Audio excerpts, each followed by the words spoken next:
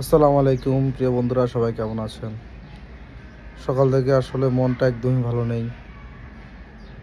আসলে কালকে থেকে যখন শুনেছি আমাদের বিপ্লবী ওসমান হাদি ভাই মারা গিয়েছেন, যখন থেকে তার গুলি লেগেছে তখন থেকেই মনটা খারাপ ছিল। বাট কালকে যখন ফাইনালি শুনলাম তিনি আর আমাদের মাঝে নেই, তখন আসলে আর নিজেকে ধরে রাখতে পারিনি। তার প্রতিটা কথা, তার প্রতিটা ভিডিও আমার অজান্তেই চোখের পানি নিয়ে আসছে।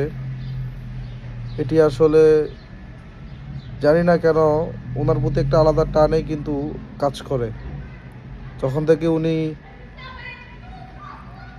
আমি চিনতে শিখেছি ওনাকে, ওনার ভিডিওগুলো দেখেছি বা ওনার কার্যক্রম আমি ফলো করেছি।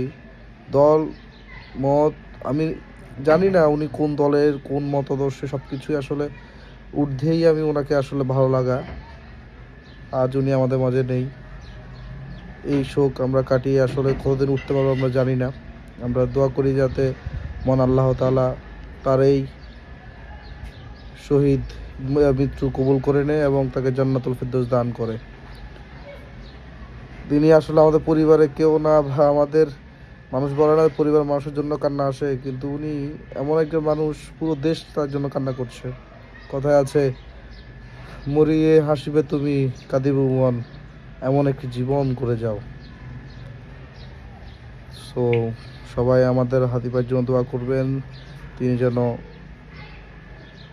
আল্লাহ রাস্তায় শহীদি মৃত্যুর আল্লাহ যাতে কবুল করে নেয় এবং তাকে জান্নাতের উচ্চ মাকাম দান করেন। আসসালামু আলাইকুম।